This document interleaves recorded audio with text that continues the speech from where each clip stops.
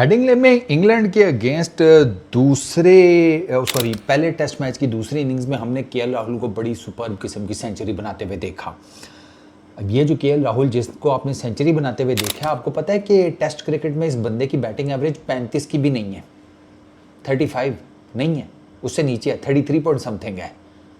आप सोचेंगे कि हाउ कम दिस भी पॉसिबल, इसके तो 50 समथिंग को टेस्ट मैचेस, हाँ ऐसे ही है, 100+ इनिंग्स है केएल राहुल की, 35 की टेस्ट एवरेज नहीं है।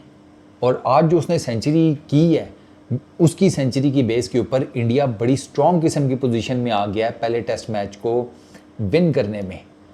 तो ये कैसे, उसकी रीज़न आपको पहले टेस्ट मैच के पहली इनिंग्स में मिल जाएगी, जब केएल राहुल 40-42 करके ऑफ स्टंप के बाहर एक गेंद के साथ छेड़खानी करते हुए आउट हो गए। केएल राहुल का ये पुराना मसला चल रहा है कि केएल राहुल अच्छा खासा सेटल होकर थोड़ा सा स्कोर करता है, यही 20, 30, 40, 35 समथिंग, और फिर एक ऐसी रैश शॉट खेलता है कि आउट हो जाता है। ये केएल राहुल का पुराना चल रहा है। लेकिन सेकंड इनिंग्स में उसने ऐसी कोई गलती नहीं की। सेकंड इनिंग्स में केएल राहुल तैयार होकर आया था, और उसकी एग्जांपल मैंने आज मैच एनालिसिस में भी कोट की है कि जब शुभमन गिल हॉरिजेंटल बैट के साथ शॉट्स खेल रहा था, वहीं पर केएल राहुल सेम लाइन और लेंथ की गेंद को बिल्कुल 90 डिग्री के वर्टिकल बैट के साथ खेल रहा था। वो चेक कर रहा था कि भाई अभी अभी आया हूँ, चौथा दिन है, विकेट कैसा बिहेव करेगी मुझे देखना है, क्योंकि विकेट के ऊपर क्रैक्स ओपन हो गए हैं, पैचेस बन गए हैं, तो वहाँ पर क्या सूरत हाल होगी। तो केएल राहुल ने डेज एंड के ऊपर सबको बताया कि ये विकेट पहले 2 दिन बैटिंग के लिए ज़्यादा आसान थी, अब मुश्किल है, अब ये पिच जो है वो ट्रिक्स प्ले कर रही है, कोई गेंद ऊपर रह जाता है, कोई गेंद नीचे रह जाता है। जब क्रैक्स में गेंद पड़ेगा तो डेफिनेटली कुछ ऊंचा बाउंस होगा, कुछ नीचे रह जाएगा। अच्छा, क्रैक्स में ही पड़ के गेंद आगे पीछे अलग से हो रहा है। केएल राहुल को मल्टीपल गेंदें आज ऐसी खेलनी पड़ी हैं जो क्रैक्स में पड़ी हैं पेसर की, और एकदम जिसे कहते हैं वो अंदर बाहर हुई हैं। केएल राहुल ने आज ऐसी मल्टीपल जिसे कहते हैं डिलीवरीज खेली हैं।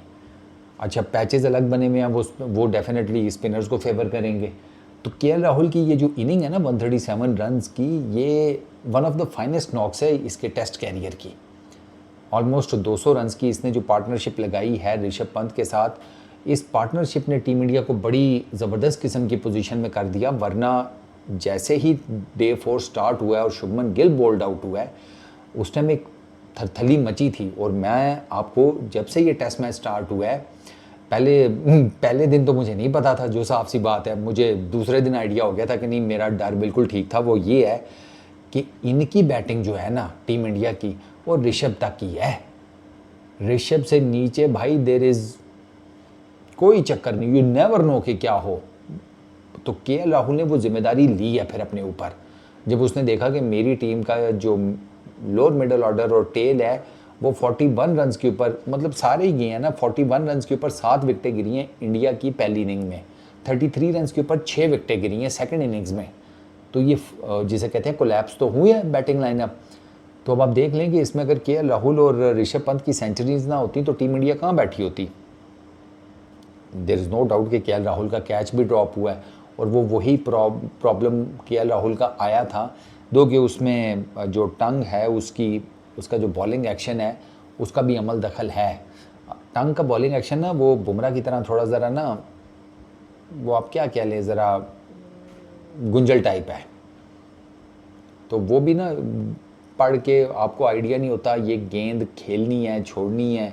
ऋषभ पंत के साथ पहली इनिंग में यही हुआ था, वो गेंद उसने अपने हिसाब से छोड़ दी, वो पढ़ कर अंदर आ गई, डिविएट कर गई या पिच मूवमेंट जनरेट कर दी, वो बेचारा नो शॉट ऑफर्ड में एलबीडब्ल्यू हो गया। सेम केएल राहुल के साथ ये हुआ कि 54 के 58 पे जो उसका कैच ड्रॉप हुआ, the only chance he gave, वो भी अब केएल राहुल ने खड़े खड़े बल्ला दिखा दिया गेंद को, और वो उसने कराई कैचिंग प्रैक्टिस ही थी। हैरी ब्रुक ने कैच छोड़ दिया वो एक अलग बात है, वरना केएल राहुल ने अपनी तरफ से कैचिंग प्रैक्टिस ही कराई थी। बट ओवरऑल सिनेरियो के हिसाब से पूरे मैच में ये बहुत क्रूशल नॉक थी केएल राहुल की, बहुत क्रूशल। उसने अपना टाइम लिया, उसने कोई रैश, मतलब एक उसने रैश शॉट खेली है। 18 बाउंड्रीज है केएल राहुल की, 55 के स्ट्राइक रेट से उसने बैटिंग की है। वो लगा रहा है अपने टुका टुक जो पक्का ठक्का उसको समझ आ रहा था ना गेंद, उस पे उसने ड्राइव मारी है। या उस पर उसने शॉट खेला है। कोई छक्का नहीं है, ऐसा नहीं है कि राहुल छक्का नहीं मार सकता, T20s खेलता है, वो छक्के मार सकता है, कोई उसने चांस ही नहीं लिया एरियल जाने का, सारी डाउन द ग्राउंड मारी हैं।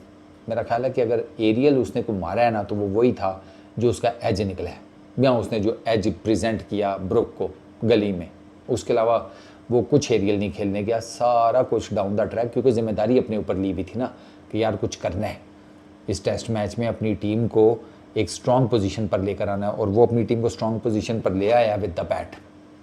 शुभमन गिल आउट हो गया, जयसवाल जल्दी आउट हो गया, 2 century makers from the first innings आपके जल्दी आउट हो गए, तो आपकी टीम के ऊपर प्रेशर आता है, और वो KL राहुल ने और ऋषभ पंत ने वो सारा प्रेशर अपने ऊपर लिया है, और उस प्रेशर में से फिर वो KL Rahul there is no doubt hero बनकर निकला है। शरीफ आदमी की भी ना किस्मत जब उसका साथ देती है ना, सीधा समझो उसको डोनाल्ड ट्रंप ही बनाती है। नहीं, डोनाल्ड ट्रंप नहीं, उसकी तो वैसे ही आजकल लगी हुई है, हीरो बनाती है। इस वीडियो में इतना ही, अपना बहुत ख्याल रखना, नेक्स्ट वीडियो में मुलाकात होगी। Peace out.